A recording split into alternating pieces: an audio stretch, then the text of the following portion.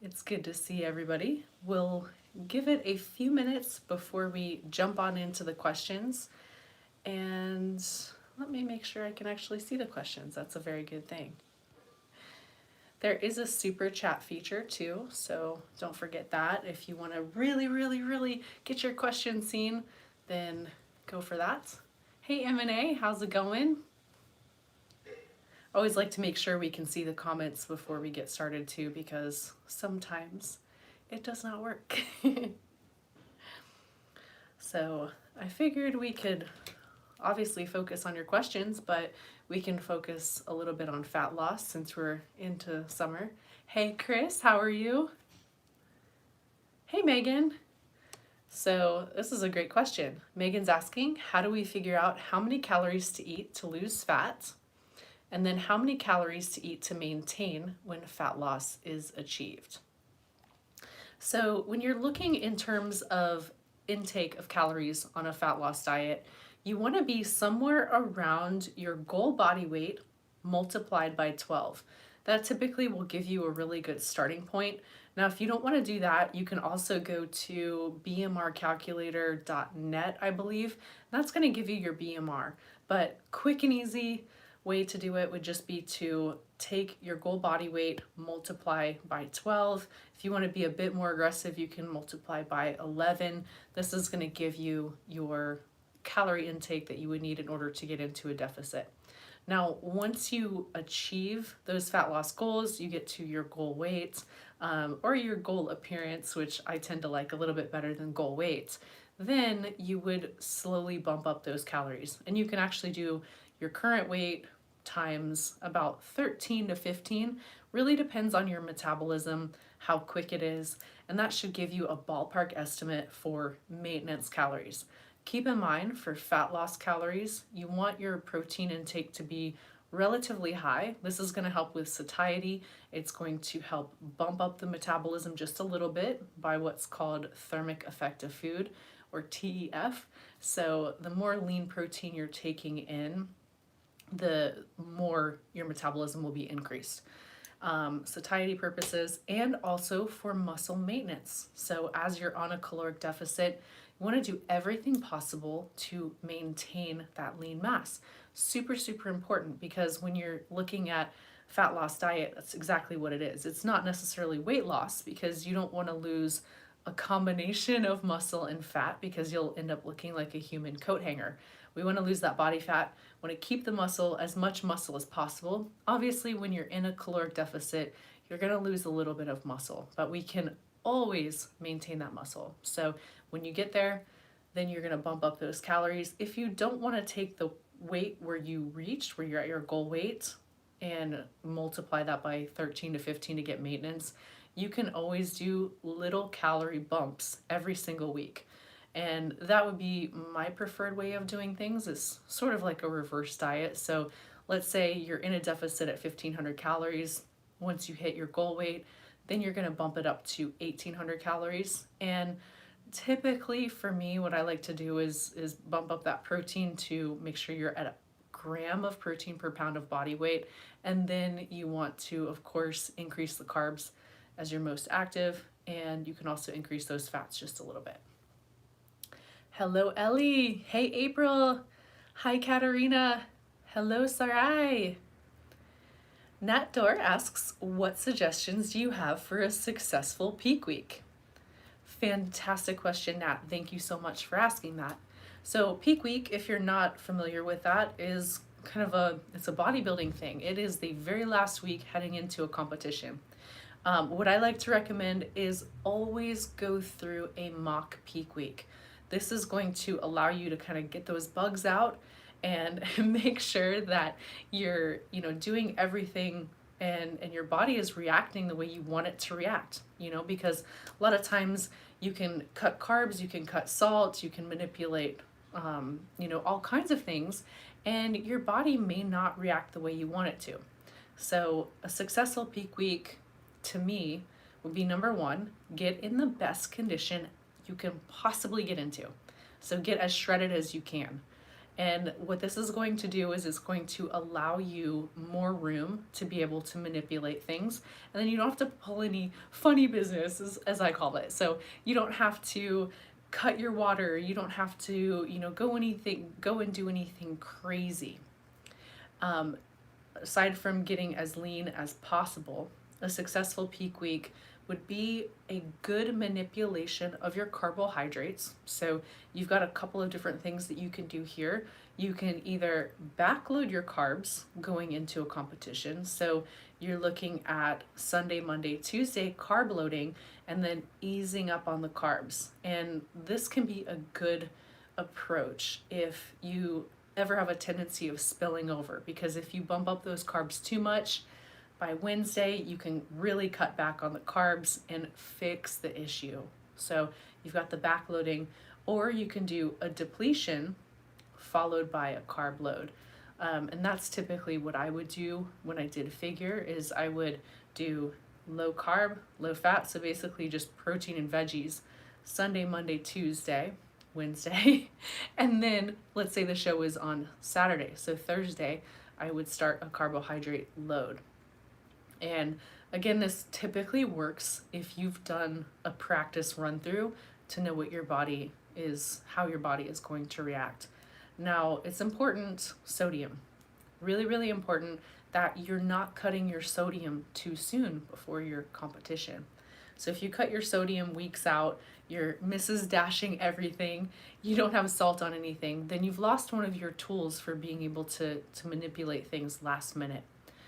For me, typically I'll cut sodium 48 hours before a competition, and it takes the body about 48 hours to maintain and achieve homeostasis. So you're essentially throwing your body out of balance by Saturday, which is good. You want to pull that subcutaneous water, that water that's under the skin, and load up on carbs. Make sure you're drinking plenty of water, because this is going to help flush that water out, and just trying to do it as healthy as possible. So hopefully that helps. And keep your stress to a minimum. If you are really stressed out, if your cortisol levels are high, you're gonna be holding water. If you're not sleeping, you're going to hold water. Now, training wise, you want to go through nice, easy workouts. You want to think about deloading as you're going into a competition versus overreaching or overtraining. Overreaching and overtraining is really going to cause you to hold on to water and give you kind of that flat, watery look. So, really pay attention to the minor details and, of course, the major details, which is training and carbs, sodium, water manipulation. Hello, Richard. Hello, Stuart. Hi, Obsolete. Obsolete asks, is caffeine bad? Caffeine is actually good if you're used to taking caffeine and you're not sensitive to caffeine. So it is a fantastic pre-workout tool. It is great for boosting metabolism. It can give you a cognitive boost also. But again, if you're sensitive to it, or if you have never taken caffeine, then I would caution you to go about it, in small increments if you do give it a try. But actually one of my favorite pre-workouts. Hello, Ellie. Ellie says she's 19 and loves workouts from UK. Hello. Donatella asks, what macros must I increase to grow glutes? Great question, Donatella. So let's talk about the booty for a second. Now, for gaining muscle anywhere, you want to be in a caloric surplus. So this is essentially eating more than you're burning. This is super, super important. You can also recomp, which is gaining muscle while simultaneously losing fat. This typically works if you have a little bit more body fat to spare, and it's a slower process. So not everybody can recomp.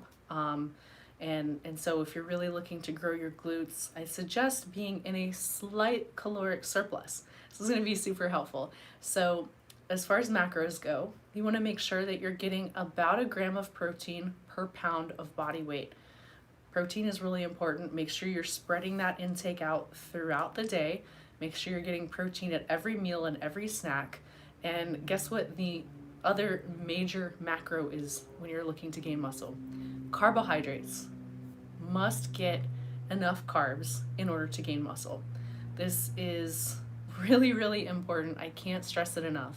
And if you're going even high carb, so if you're at, let's say, 1.5 grams of carbs per pound of body weight, carbs can be protein sparing. So if you're trying to maintain a slight surplus and you want to get as many carbs as possible, you can actually decrease that protein to about 0.8 grams per pound of body weight because carbs are protein sparing. So again, carbs are going to be probably, I wouldn't say your number one macro, but between carbs and protein, you really want to make sure. And then as far as fats go, fats are essential. So you cannot go zero fat because it's going to disrupt a lot of your body processes, your hormones, and everything. So we do need fat, but you can keep it relatively low. A good rule of thumb would be your body weight times 0.2. And this is going to give you around about what you would need for essential fats to make sure that everything is, body processes are running smoothly. Coach Jenny Mizia asks, are there any good reference materials for these items, peak week, and glute carb protein you're talking about? Let's see. So as far as good references, if you're looking on YouTube, I love Andy Galpin, Dr. Brad Schoenfeld, Dr. Mike Israetel. So, if you want to consume videos, those are 3 really good channels to check out. As far as anything in writing, I do have a program out called Glute Gains. It was just released. So it's a 90-day program just for glutes and upper body maintenance. So I'd like to think that that's a pretty good reference. Yes, and Evan, my fiance, mentioned that Dr. Scott Stevenson has a book. So super smart guy. He's actually done a collaboration video with us. I think it was last year. So, if you really want to do a deep dive on all things training, Dr. Scott Stevenson has a great book out. Lisa G says, I want to do full body 3 days a week and then do band work 3 days a week in between each full body training session. Would this be overtraining? So Lisa, without knowing how much volume you're doing per day, sets, reps, how much weight you're lifting on those full body training days, I honestly can't tell you. So if you are programming things correctly, where your volume per session is relatively low, then you should be fine doing high frequency. I really love high frequency training. I love total body training, and you just want to make sure that the volume per session is low. So what I would suggest is calculate out the number of sets that you're doing per week, per muscle group, and give yourself a nice moderate starting point. And you can always add volume. Where it becomes tricky is if you start high volume and then you overtrain or you overreach, and then you try to adjust from there. So it's never a good thing. Like to start out with the minimum effective volume needed in order to get the job done, and then bump up from there. Priscilla's asking what to do after a massive cheat day. So first of all, think about it as a treat or a refeed. So reframe things in your mind just a little bit, and if it was a planned cheat day, then great, go hit the gym, go work out, and I would say you can decrease your overall carb intake for the next couple of days if you would like. Make sure you're still getting enough protein. The body cannot store protein, so this is really, really important. Now, if it was unplanned, let's say, you went on a food bender and, totally accidentally it just kind of happened. And it happens to the best of us. Not the best of us, it happens to all of us, honestly. So just take it in stride. And I wouldn't do anything crazy to adjust the next couple of days. So what's going to happen is you're going to wake up the next day, you're probably going to feel bloated, uncomfortable, maybe you'll have a slight food hangover, headache, yada yada yada, all that stuff. And I would just make yourself eat a small breakfast. And here you can decrease your overall carb intake for that day, but I wouldn't fast. I wouldn't do anything excessive. I wouldn't wake up and do a ton of cardio or try to exercise the calories out. I would go gently, be nice to yourself, and understand that slip ups happen. But what's going to happen if you overly adjust or you really try to compensate for a treat day, then you're going to go all day not really being hungry. And then in the afternoon, you're going to get very hungry. And you've got these forces, you have willpower and you have instinct. Instinct is always going to overcome and overpower willpower. So you don't want to rely on willpower all of the time. That's why I recommend having some small meals throughout the day. Go hit the gym, maybe train legs, get a really good workout in, put those calories to use, because you don't want to repeat what happened the day before if you fast, if you try to overcompensate. And forgive yourself and move on. The real cause of weight gain over time is not these occasional slip ups or occasional treat days, it's successive treat days. So people will fall off the wagon and they simply stay off the wagon, they don't get back up. So get back on the wagon, whatever that means, and just start training as normal, eat as normal, and go from there. So everything's gonna be fine. We have all been there, myself included, and give it a few days too. Don't step on the scale. Now, if you step on the scale, understand that for every gram of carb you take in, your body is going to hold 3 to 4 grams of water. So you're gonna step on the scale, you're gonna be considerably heavier than you were the day before. That's okay. A lot of it's going to be water weight, and a lot of it will work itself out within a few days.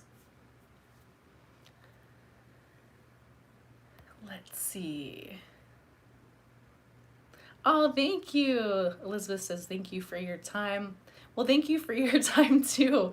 It's really great to have questions, because otherwise I don't know what I would do. I would be sitting here, blah, blah, blah. Rebecca asks, how do you know if you are overtraining? So Rebecca, it comes in stages. You've got just regular training. You've got where you're pushing a little too hard temporarily, and this can be overreaching. And overreaching itself is not a bad thing, because you will get to the end of a training program and you get kind of beat up. You're typically overreaching here. If you push beyond that, if you don't take active recovery for a week or so and take some time off, let everything heal up, then you fall into the realm of overtraining.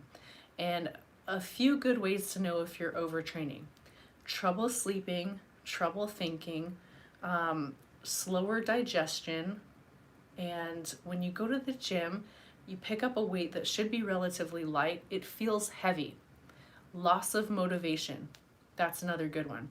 We have to keep in mind that the central nervous system typically will take about twice as long to recover as our muscles do. And we usually don't think about our central nervous system.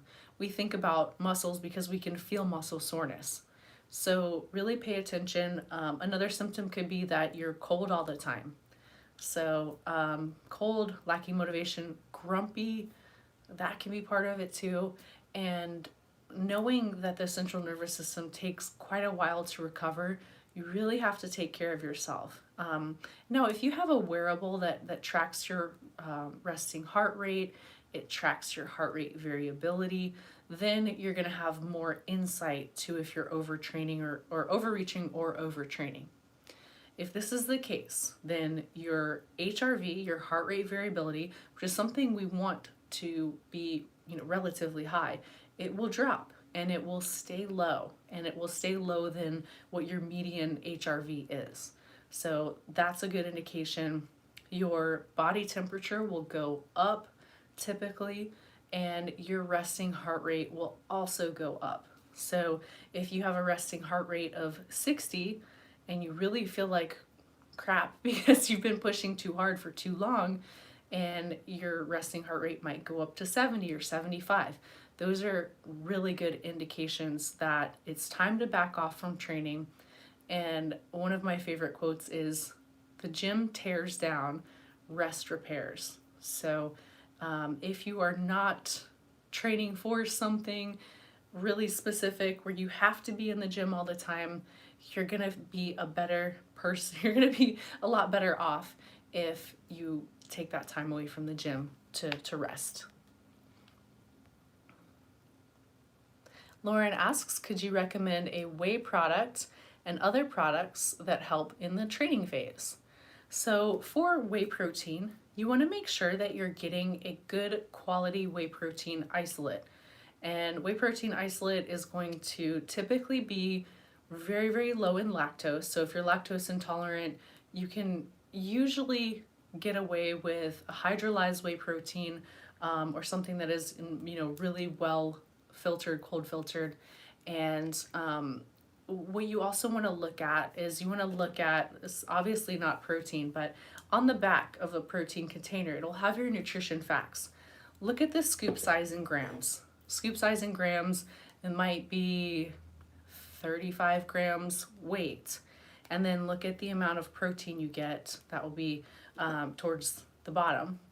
And if that protein is close to the total weight of the scoop, then you know you're getting a good quality protein for the most part. Now, you obviously have to look at ingredients too, but if it's a 30-gram scoop and it's got 28 grams of protein, then maybe has a little bit of fats in it, maybe shouldn't have carbs in it, but you can account for the other weight.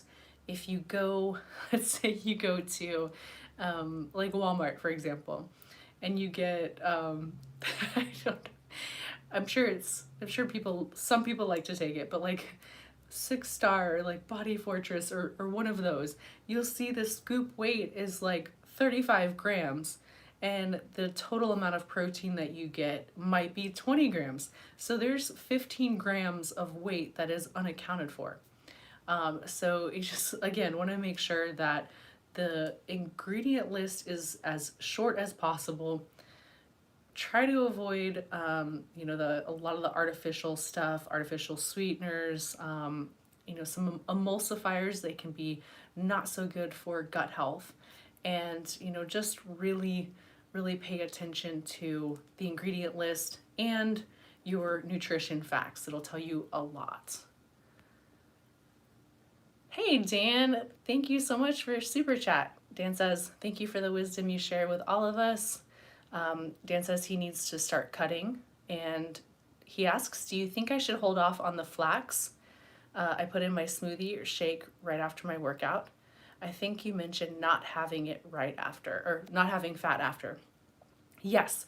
So if you can switch that flax to a different part of the day, not post-workout, and it really depends on how much fat it's adding. So if you're adding, or if you're at less than 5 grams of fat post-workout, you're typically okay.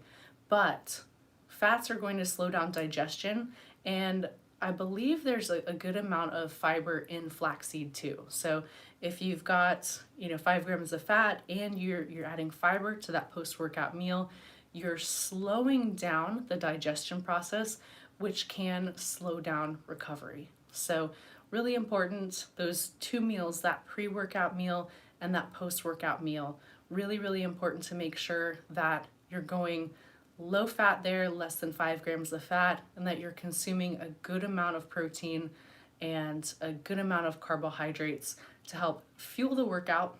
So when you're looking at fueling your workout, you will have those carbs. You also have glycogen, which is carbs that have been stored in the muscle. But as you eat the meal, you're going to also have glucose in your blood. So that's another way to fuel those workouts. And post-workout, protein is going to help the muscle damage, repair. It's also going to replenish those energy stores when you take in carbs. So typically post-workout, you want to look at, if you do a protein supplement, a good fast digesting protein and a good fast digesting carb. So fast digesting carbs would be something like white rice, sweet potato, fruit is really good, rice cakes can be good. If you do like a carb drink, you can also add something like that. And if you don't do supplements, then just look to getting a nice lean form of protein. So thanks for the question. Robin asks, how long do you recommend for a lean bulk before going into a cut? Would a person typically shift goals according to fat increase or more so timeline?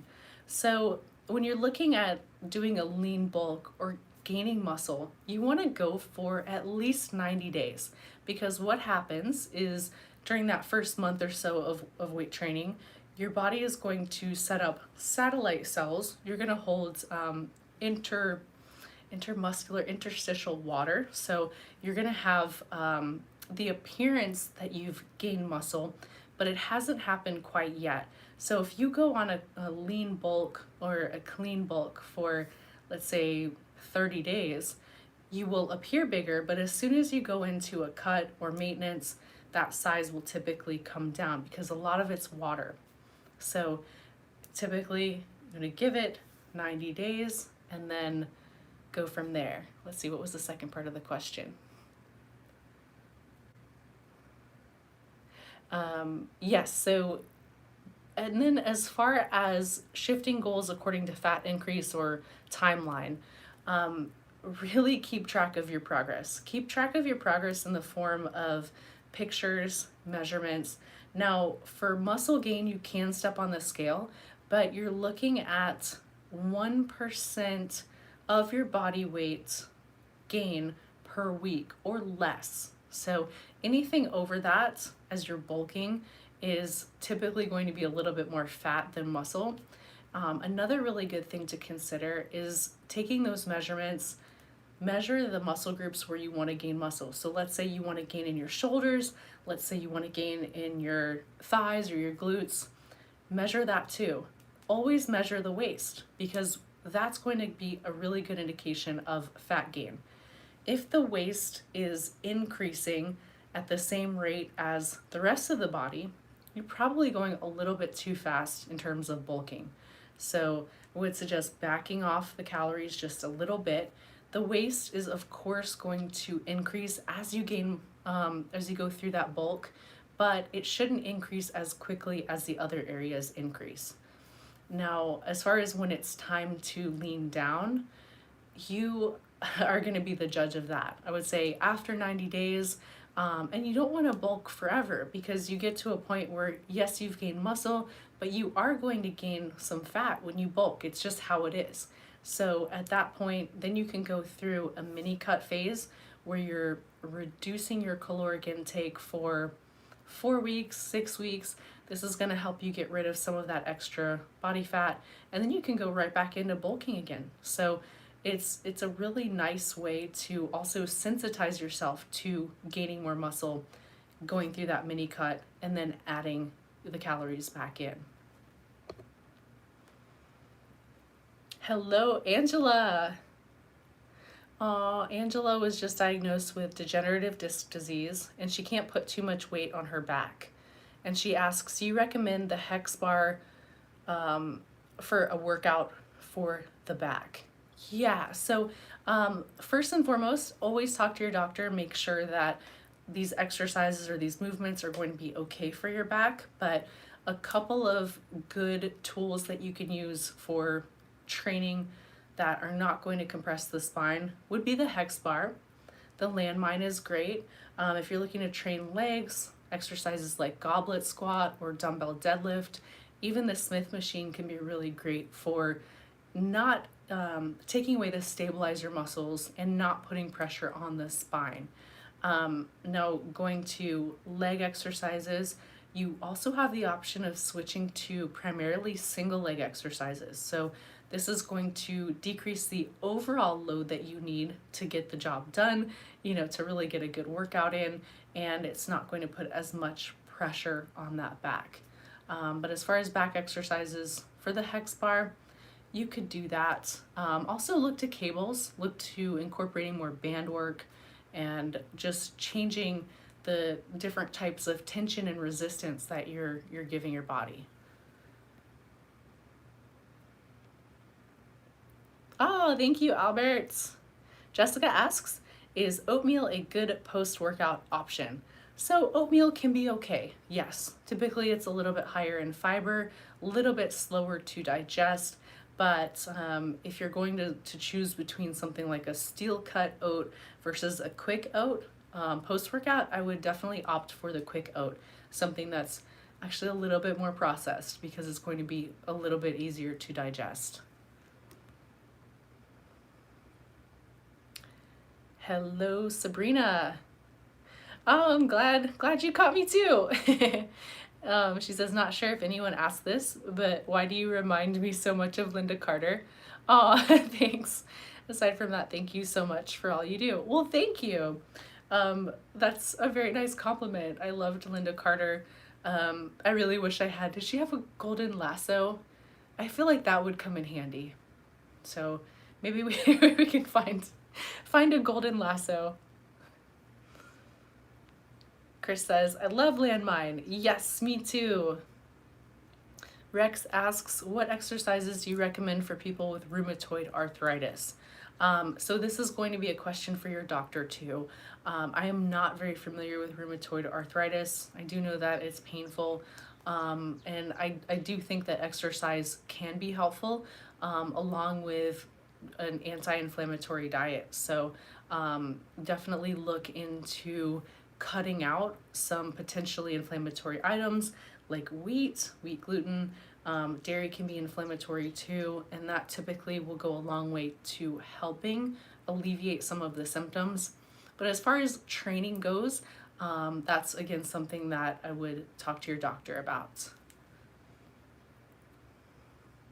Oh, thanks, James.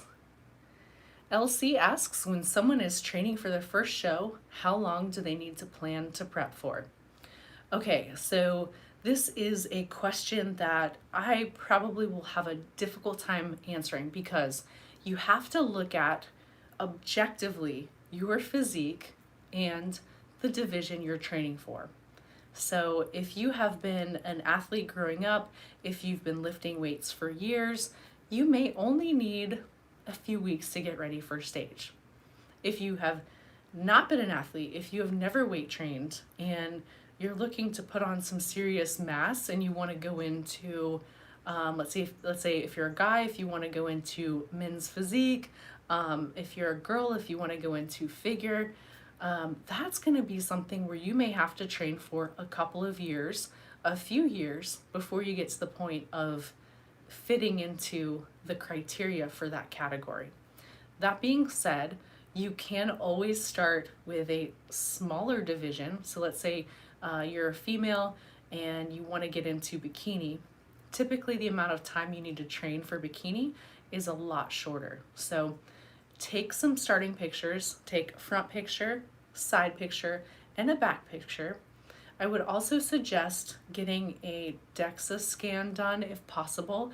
And I say DEXA because this is one of the more accurate ways to determine body fat percentage and muscle mass, so your lean mass and muscle distribution. So, let's say you're 25 or 30% body fat. Well, the body fat percentage is a little bit higher.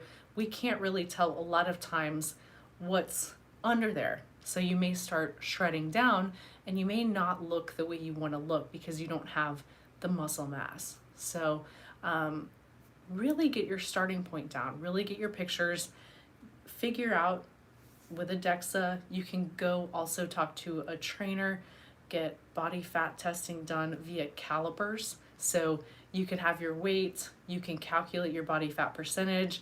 This is going to help you to be able to calculate lean body mass, and that'll give you a good starting point. But in order to figure out what the end point is, we must know that starting point. we must know also, how are you with building muscle? How's your diet currently? So if you're relatively new, you're going to gain muscle really quickly if your diet is on point. Also, if you're relatively new, as soon as you start leaning down, that newly gained muscle typically doesn't stay as long as someone who has been lifting for quite a while. They've developed that great base of muscle. They tend to keep it a little bit better when they diet down. So figure out the starting point. That will help you figure out that end point. So Ramona asks, high number of reps or heavy weights with lower weight? What is the optimal number of reps? So Dr. Brad Schoenfeld actually did a study on this, and he found that it didn't matter if you did 5 reps of an exercise or 30 reps of an exercise. As long as you came close to failure, you would experience muscle hypertrophy or muscle gain. Now, I like to probably break that apart just a little bit because it was just one, I believe it was one study. So we have to look at muscles in general, right? So you've got fast twitch muscles, you've got slow twitch muscles, and so you really do need to train in a variety of ways. Look at shoulders, for example. Shoulders are typically a 50-50, around 50-50 mix between fast twitch and slow twitch. So this means they're going to respond well to heavy weights, lower reps, and higher reps, lower weights. Really keep in mind too that exercise selection is really important here. We want to make sure that we're choosing exercises that are appropriate for rep ranges. So look at, for shoulders, lateral raises. You're not going to do 5 reps of lateral raises. You're going to rip your arms out of their sockets. Well, maybe not, but you open your chance up for injury. And this is what we don't want to do. We want you to be able to train sustainably, healthy, to be able to really enjoy training and get the most out of it. So something like a machine shoulder press, you can go heavier on with good form and low reps. This is going to really hit those fast twitch muscles. You're going to go a little bit lighter, high rep for front raises, lateral raises, super light for rear delts. Rear delts are teeny tiny little muscle. So you want to make sure you go light, get that mind muscle connection, get that good contraction. And so with any muscle group, really, it's going to be a variety of rep ranges will get you the best result. You've got your staple exercises too. So your compound movements are going to be really key here, but you don't want to stick to the same exact exercises. So let's say you're always doing machine shoulder press.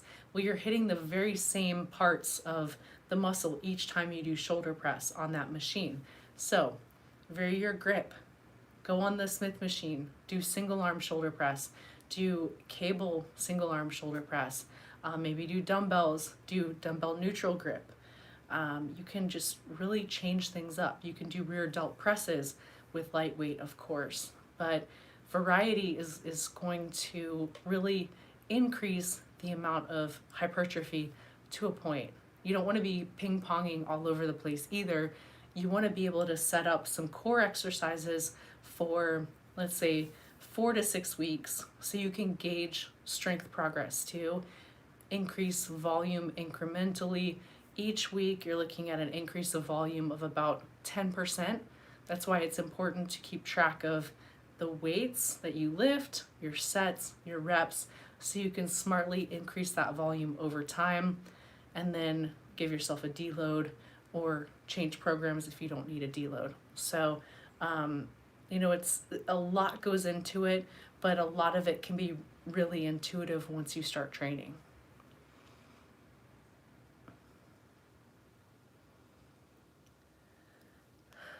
Rayshawn asks, what's the best way to meal prep for someone who binge eats?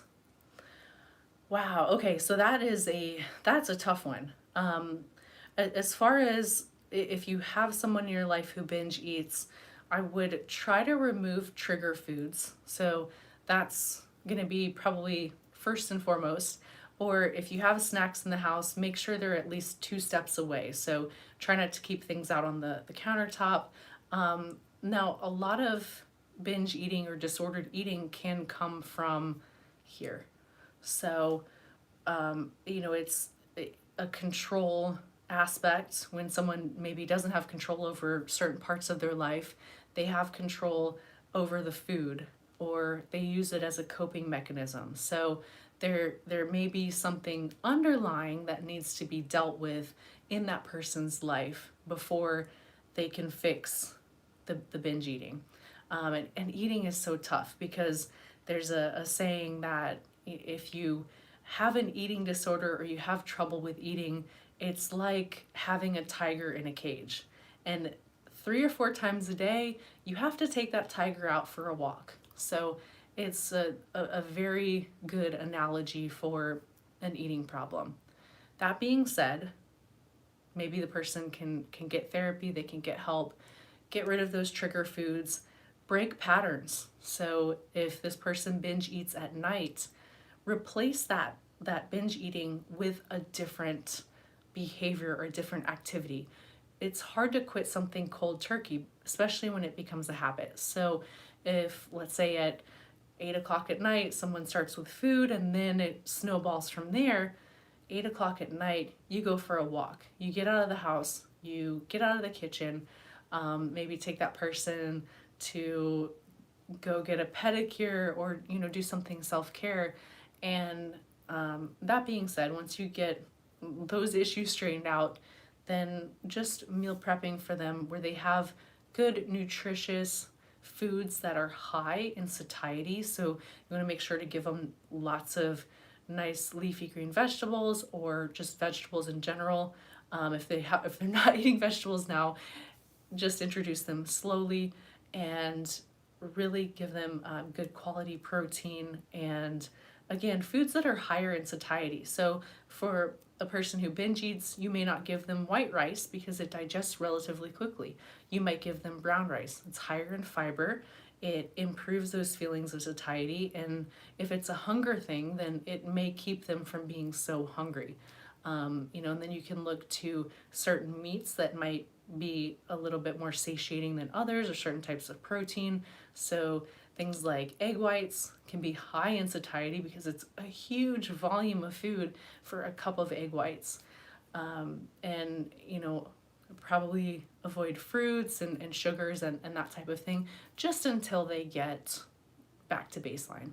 So of course, Rayshawn, hopefully that helps. And it's tough. And I don't know, I haven't shared too much of my personal history, but I actually developed an eating disorder in college. My coach told me I could jump higher if I was lighter, if I weighed less. So I went from 140 pounds to 115 pounds and became anorexic. And I didn't see that I had a problem until afterwards and had to go to therapy. It helped me, it really saved my life. And those tendencies, they stay, but you recognize the triggers and you get more tools to be able to deal with things. So hopefully that helps, and my heart goes out to y'all.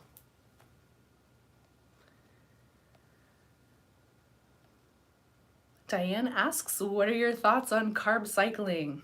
Carb cycling can be a very effective tool for both recomping, so that's muscle gain while simultaneously losing fat, and it can also be really effective for fat loss. So you can essentially take, my favorite way of doing it is just having 2 low carb days per week, and that would correspond with a day off or a very light day in the gym or lighter activity day. So you're, essentially really going into a deficit 2 days a week.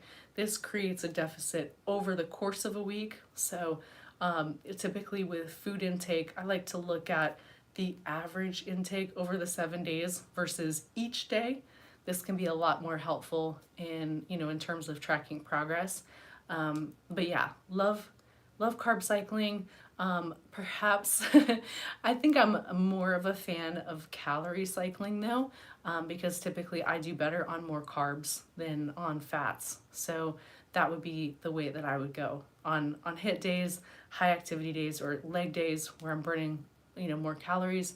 I would have my calories go 300 to 400 higher than what they would be on lower days.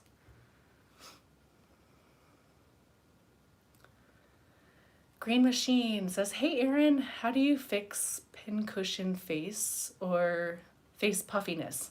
Blood work was fine." So as soon as you said face puffiness, automatically went to hypothyroid. But if you said that your face is fine, then or your blood work is fine, then it's probably not hypo. You could look to allergies, specifically food allergies that can cause it. So one of the big offenders would be dairy, can cause that. And food sensitivity tests, not super effective and pretty expensive. So what you could look to do is an elimination diet, and this would be cutting out the potentially inflammatory items for a few weeks, going on a super bland diet. I know it does not sound like fun, it's actually pretty tedious, but you're gonna cut out wheat, dairy, processed foods, sugars, and eggs. So, and possibly peanuts. And once you've cut those out for a few weeks, see how you feel, see how your face is, and then you're gonna add in one potentially inflammatory food at a time and see how you react. So I would do probably one a week. And keep in mind for something like dairy, if you have an intolerance to it, it could be instantaneous where you'll have a runny nose, maybe it gives you a headache, gives you a tummy ache. For things like wheat or eggs, it can probably take a few days. So, really be patient with it, keep your food log, and, go from there. James says that he does better cycling calories, is higher on recovery days and lower on exercise days. Any thoughts? Yeah, so that's another way to do it. You can not exactly match things up. You can have them a little bit offset, like what you do. And there's nothing wrong with that. I think sometimes there's a mental aspect to eating more food on training days where you're pushing a little bit harder. But really, if you're taking in carbs, it's going to take 24 to 48 hours for those carbs you take in to make it to the muscle to turn into glycogen stores. So corresponding those high carb days with your heavy training days, you're going to get more blood glucose, which is going to give you more energy, but it's not going to increase glycogen stores. So absolutely fine if you feel like you get better workouts, if you have more energy by offsetting those days. So you kind of do a bit of a carb load before you go in for your heavy leg day or your heavy training, then I would say go for it. We have so many right ways of doing things, and I like to be open, and I like to say never, never. I don't want to say never do this or this is bad, because you'll have people who are outliers, or they're sensitive, or they're just accustomed to doing things a certain way and it works for them. So if it works for you, you feel good, you're getting the results you want, then why not? Okay, so we're gonna do one more question. Holly says you're a walking encyclopedia about all things fitness. Thank you. Yeah, I nerd out on this stuff, so and I love the questions. So thank you. So Sophia, last question. She says that she's been lifting 6 days a week for 6 years, cardio on and off 3 to 5 times a week, and she got a new sedentary job. She asks, can she keep her results by lifting full body 3 times per week?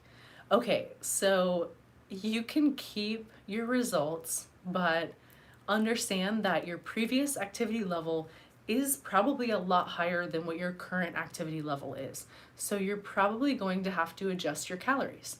And if you don't have a Fitbit or a step tracker, if you have that sedentary job, I would just make sure to get your steps up outside of work. This is a really great way to bump up your activity levels, which is going to increase your calorie burn. So just make sure that your activity levels still match up. If they don't match up, then you really need to look to decreasing your caloric intake.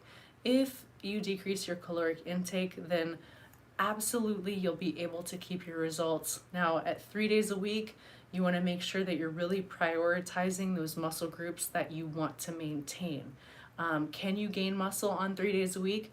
You can gain muscle 3 days a week, but you have to be really choosy about your exercise selection. You want to make sure, let's say you want to keep your shoulders, maybe you want to keep your shoulders back and your glutes. So decide which one of those 3 muscle groups takes the priority, and that would be exercise number 1 on all 3 days. And you don't want your volume to be too high for any of the days. And so let's say it's glutes and then shoulders in the back.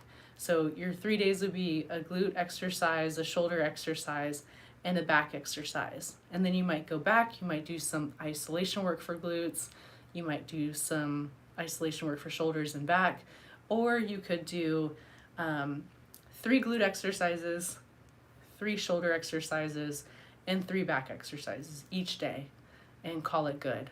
And knowing too that on the shoulder exercises, you can pick pressing exercises for your compound movements. You're going to hit some triceps.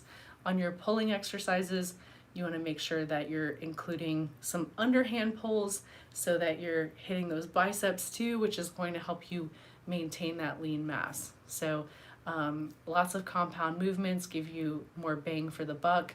And then I would just finish up with the isolation work on those muscle groups that you really want to maintain or even grow. So hopefully that helps. One more question. Standing desks or walking desks and under desk exercise equipment can be really helpful when working sedentary jobs. Yes, thank you for that, because that's going to help keep your overall activity level high. It's going to help you keep burning calories. And we want to look to NEAT, which is non-exercise activity thermogenesis.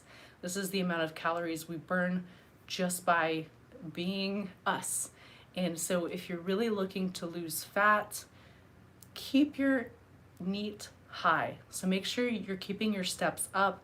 Make sure you're getting the same activity level, because what happens typically is when activity level drops or when calories drop, the activity level will drop. Our bodies are so amazingly adaptive. So they're going to compensate by making your brain fall asleep at times or making you a little bit lazier. So you're not going to burn those calories and you're going to actually maintain or plateau. So hopefully that helps. Thank you guys so much for hanging out with me for an amazing live Q&A, and I will see you next time.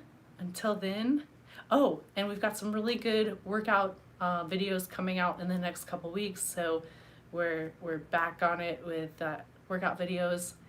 Thanks again. Love you guys. Keep up the great work. Train smart and train hard, and I will see you next time. Thanks. Bye. If I can figure out how to exit.